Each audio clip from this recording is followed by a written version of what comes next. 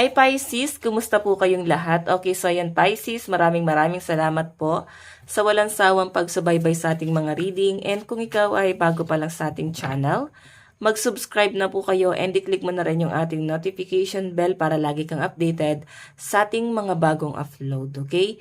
So ayan guys, sa mga interesado po sa ating private reading, iiwan ko na lang po yung link ng aking Facebook sa ating pong description box below. And sa mga habol ng wishing candle and cord cutting, so ayan guys, pasensya na, fully book na. Naubos na agad yung candle, no? Kaka-announce ko pa lang kahapon. As in, wala na guys. Ang bilis. Ayan, pasensya na guys, no? Next pull mo na lang po ulit. Okay. Pisces, Sun, Moon, Rising, and Venus sign. Pisces, Sun, Moon, Rising, and Venus sign. Gabay kapalaran ko this week. Gabay kapalaran this week. Meron tayong the High Priestess. Okay, so Pisces, nakikita ko parang, hindi naman parang nag-overtake, pero ang lakas ng pakiramdam mo. Parang lahat ng bagay na napupuna mo or lahat ng bagay sa paligid mo, inoobserbahan mo. So, ang laki ng trust issue ng mga Pisces this week, no? Meron kang mga ino-observe dito eh. Inaaral, siguro ino-obserbahan mo yung mga tao sa paligid mo or paano ka makikisama. Pinapakiramdaman mo kung paano mo sila guys i-approach. So, kaya, nalakas ng pakiramdam ng mga Pisces.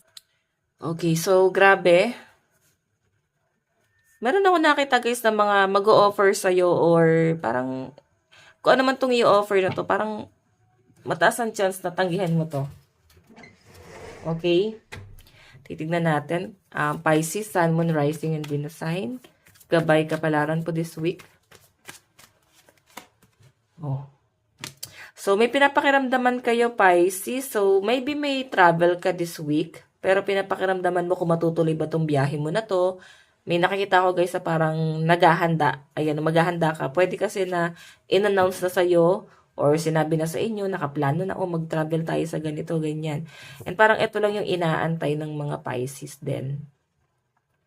Okay, so parang stay put ka lang dyan. Okay. Tignan pa natin.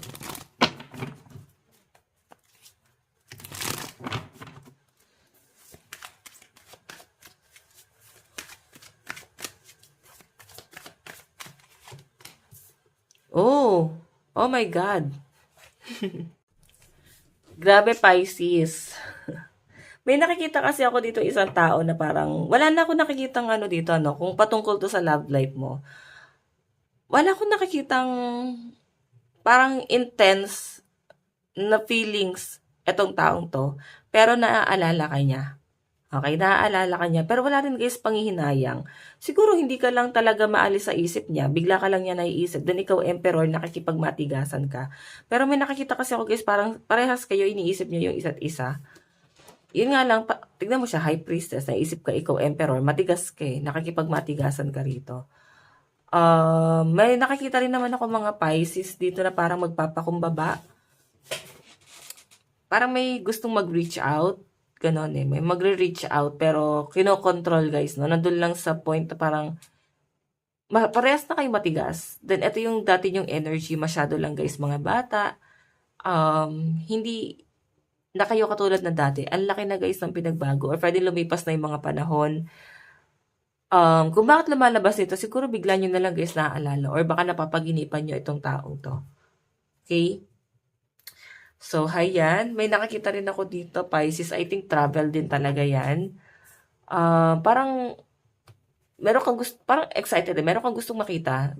Pwedeng excited ang feelings mo this week. Meron kang gustong makita or puntahan. Ganon, ay excite ka. Okay, sige. Titignan pa natin. Pisces.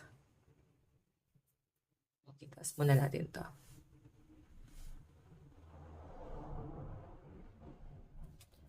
Pisces, Sun, Moon, Rising, and Venus sign.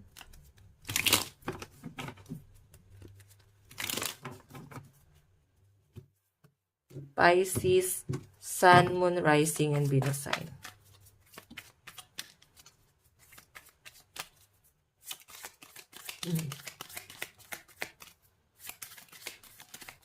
Oops. Oh, 'di ba?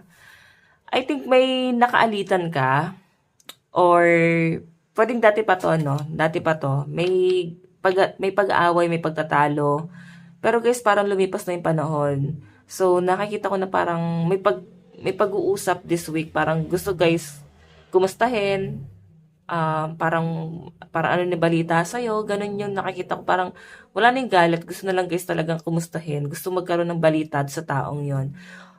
Pwedeng yung person na yan. Gusto niya guys magkaroon ng balita sa inyo, Pisces. Siguro kasi yung huling pag-uusap nyo, galit siya sa inyo eh. Okay. Tignan pa natin. Pisces, Sun, Moon, Rising, and Venus sign.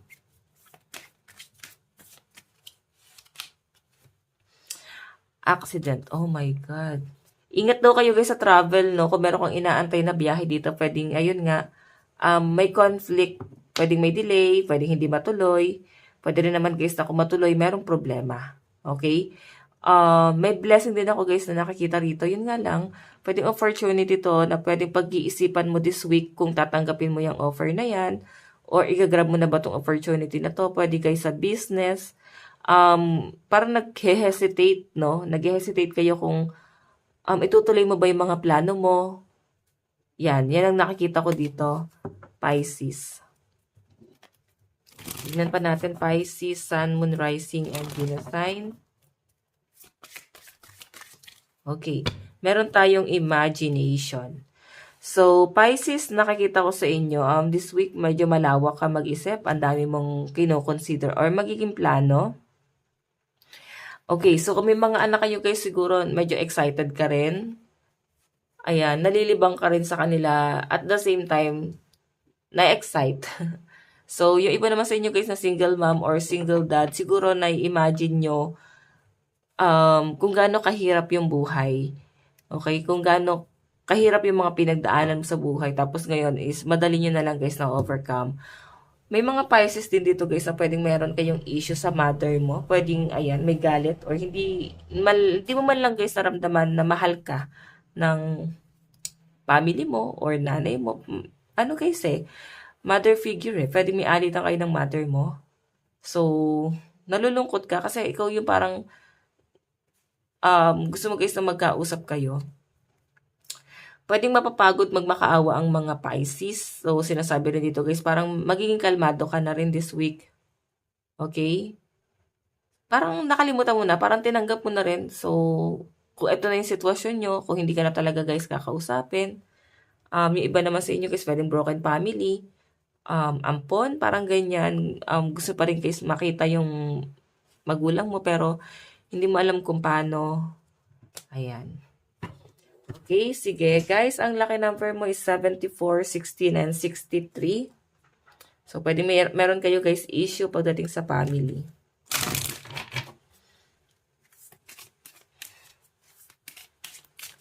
Advice. Meron tayong uncovering treasure. Beneath the surface lies great bounty. Okay, hunter kayo, no? Ibig sabihin, marami kayong side hustle. Dumidiskarte talaga kayo, guys. Masipag. Ganun eh. Tingnan pa natin. Meron tayong staying focus. Hold the course. Okay, so nakikita ko dito, guys. Mag-focus ka lang sa goal mo. Masyado kang madidistract talaga dahil sa parang mag-hold back ka talaga. May mga magpapaalala sa inyo sa mga bagay-bagay na nangyari na sa past. Okay, parang i-trigger ka lang or ito lang yung magiging distraction mo. Hindi ka masyado makapag-focus doon sa goal mo. Okay, so Pisces, ito lang po ang inyong reading. Maraming salamat po. Bye-bye!